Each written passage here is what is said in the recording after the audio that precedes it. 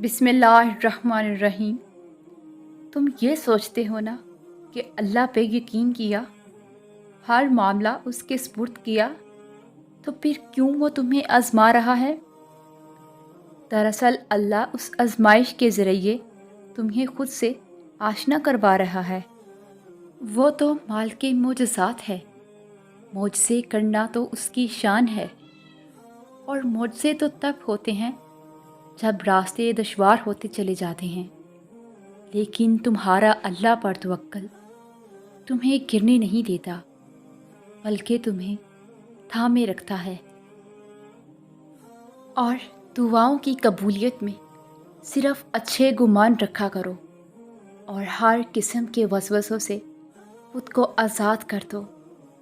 جب تک اللہ کا فیصلہ نہیں آتا تب تک تم بھی مانگتے رہو، پیچھے نہ ہٹو۔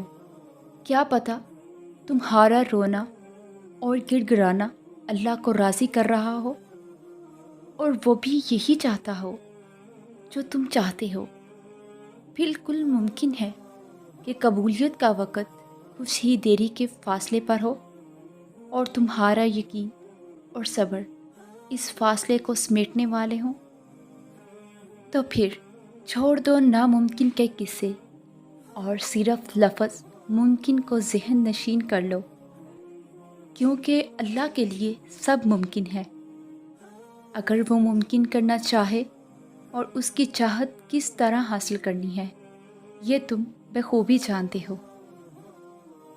دعائیں کبھی بھی رد نہیں کی جاتی، پھر وہ تہجد کی دعا ہو یا کسی فرض نماز کی، پھر وہ ہنس کر مانگی گئی ہو یا روتے ہوئے، یا پھر وہ کسی نمازی کی ہو یا بے نمازی کی۔ جو کافر کو بھی خالی ہاتھ نہیں لوٹاتا، تمہیں لگتا ہے وہ تمہیں تڑپتا ہوا چھوڑ سکتا ہے؟ اللہ تو تمہارے ساتھ ہے، اور وہ ہمیشہ تمہارے ساتھ رہے گا۔ وسیلے وہاں سے نہیں بن سکے جہاں سے تم نے سوچ رکھا تھا، تو یقین رکھو کہ وسیلے اب وہاں سے بنیں گے جہاں سے کوئی بھی تصور نہیں کر سکتا۔ آغاز طلق ہے تو کیا ہوا؟ تمہارے رب نے اختتام تمہارے لیے بہت خوبصورت لکھ رکھا ہے۔ تمہارا مقدر تمہاری زندگی نہیں بناتا، تمہارا توکل تمہاری زندگی بناتا ہے۔ تمہارے پاس اب بھی دعا کا اختیار ہے، تمہاری کہانی اب بھی ختم نہیں ہوئی۔ تمہاری توفیق ہی قبولیت کی سب سے بڑی دلیل ہے، اور تمہارا صبر گواہ ہے کہ تمہارے لیے کن فیکون لکھا جا چکا ہے، اور تمہارے صبر کا صلہ اب تمہیں مل کر رہے گا۔ رب واقف ہے تیرے دل کی تڑپ سے، وہ ضائع نہیں کرے گا تیری دعائیں، ذرا انتظار کر۔